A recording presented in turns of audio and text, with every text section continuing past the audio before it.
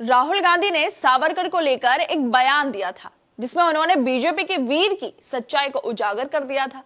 Modi surname case में राहत के बाद राहुल गांधी ने साल 2023 में लंदन के कार्यक्रम में सावरकर के कामों को लेकर बयान दिया था कि कैसे उन्होंने और उनके दोस्तों ने मिलकर एक मुसलमान को पीटा था और इसके बाद सावरकर को बेहद खुशी महसूस हो रही थी। इस बयान के बाद सावरकर के रिश्तेदार ने राहुल गांधी पर मानहानि का केस दर्ज कर दिया था, लेकिन अब सावरकर के घर वाले खुद इस मामले में फंसते हुए नजर आ रहे हैं क्योंकि राहुल गांधी ने अब कोर्ट से सावरकर के इतिहास के बारे में, उन्होंने क्या काम किए हैं उसके बारे में कोर्ट को बताने के लिए, लोगों को बताने के लिए इजाजत मांग ली है ताकि लोगों को कोर्ट को सावरकर की सच्चाई से रूबरू करवाया जा सके। राहुल गांधी की कोर्ट से इस इजाजत मांगने के बाद अब इसी पर वीर सावरकर की पोती सत्यकी सावरकर ने आपत्ति भी जता दी है। जब बीजेपी वालों के हिसाब से, सावरकर के रिश्तेदारों के हिसाब से, पोती के हिसाब से उनके वीर ने अच्छे काम किए हैं, तो क्यों अब राहुल गांधी की सावरकर की सच्चाई बताने की अपील पर इन लोगों को बेचैनी हो रही है, परेशानी हो रही है? क्यों सावरकर की पोती अब राहुल गांधी को लेकर ही कह रही हैं कि वो कोर्ट को भटकाने की कोशिश कर रहे हैं? अगर सावरकर वाकई वीर हैं तो सच्चाई को सामने आने दिया जाए ताकि लोगों को भी पता चले कि हिंदुत्व आइकन विनायक सावरकर ने इतिहास में कैसे काम किए हैं। राहुल गांधी की कोर्ट से सावरकर की सच्चाई सामने लाने वाली अर्जी के बाद से ही सोशल मीडिया पर माहौल गर्म हो गया है। पत्रकार से लेकर ऑथर, नॉवेलिस्ट तक कह रहे हैं कि हमें भी इस वीर की सच्चाई जाननी है जिसे सामने लाने से सावरकर के परिजनों को डर लगता है। दरअसल राहुल गांधी ने मार्च 2023 में लंदन में सावरकर को लेकर भाषण देते हुए कहा था कि सावरकर ने अपनी किताब में खुद लिखा है कि एक दिन उन्होंने और उनके 5-6 मित्रों ने एक मुसलमान व्यक्ति को पीटा और उस दिन उनको बहुत खुशी मिली थी। देखिए, अगर 5 लोग एक आदमी को पीटते हैं और उनमें से किसी एक व्यक्ति को बड़ी खुशी हो रही है तो वो कायरता ही है।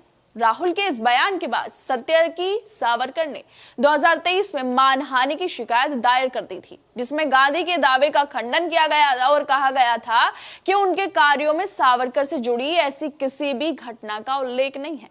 सत्यकी सावरकर ने कहा था कि राहुल गांधी ने जानबूझकर भारतीय स्वतंत्रता संग्राम के दौरान वीर सावरकर के योगदान के बारे में इर्रेलेवेंट तर्क देकर मामले को भटकाने की कोशिश की है।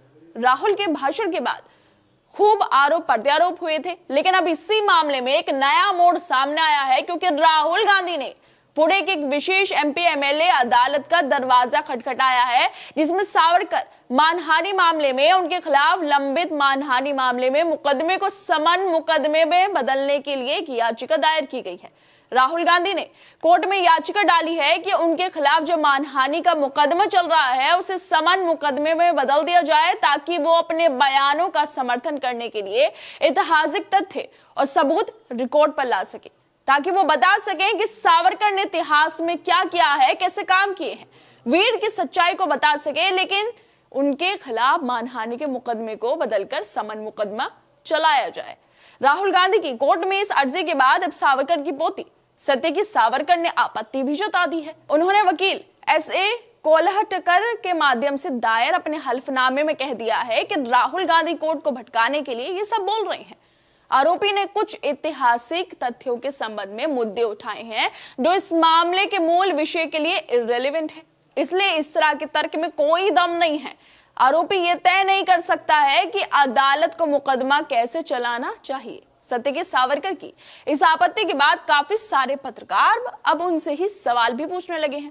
पत्रकार प्रशांत टंडन लिखते हैं, जज साहब, अगर सावरकर पर राहुल गांधी के समन ट्रायल की अर्जी मान ले तो देश कई सच्चाइयों से रूबरू हो सकता है। गांधी की हत्या के कई सच भी सामने आएंगे, लेकिन जैसे सावरकर वैसे उनके अनुयायी पीछे हट गए। जब सावरकर वीर हैं तो फिर क्या सत्यकी सावरकर को इस पर आपत्ति हो रही है कि वो राहुल की अर्जी पर आपत्ति जता रही हैं? कम से कम लोगों को भी तो सच्चाई का पता चलना चाहिए। सत्यकी सावरकर की आपत्ति को लेकर पत्रकार मुकेश कुमार ट्वीट करते हुए लिखते हैं कि सावरकर के परिजनों ने दाव में राहुल गांधी के खिलाफ मानहानि का मुकदमा तो कर दिया, मगर अब वो फंस गई है। राहुल गांधी ने अदालत से इजाजत मांगी है कि वो अपने बयान के पक्ष में ऐतिहासिक साक्ष्य प्रस्तुत करना चाहते हैं, मगर सावरकर के घर वालों ने इस पर एतराज जाहिर किया है। उन्हें डर लग रहा होगा कि अगर यह मुकदमा साक्ष्यों के आधार पर चला तो सावरकर का पूरा सच अदालत के जरिए लोगों तक पहुंचने लगेगा। अगर ऐसा हुआ तो ये अपने समय का सबसे चर्चित मुकदमा भी बन जाएगा और सावरकर वादियों की चूल्हे हिला देगा।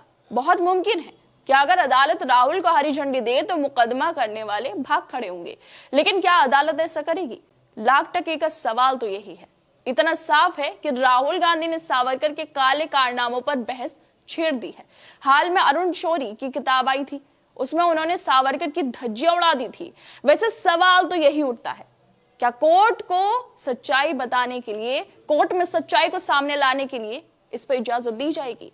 अगर कोर्ट ऐसा करता है तो वीर कैसे माफी वीर बने, इसकी वो सच्चाई सामने आ जाएगी जिसको लगातार बचाया जा रहा है।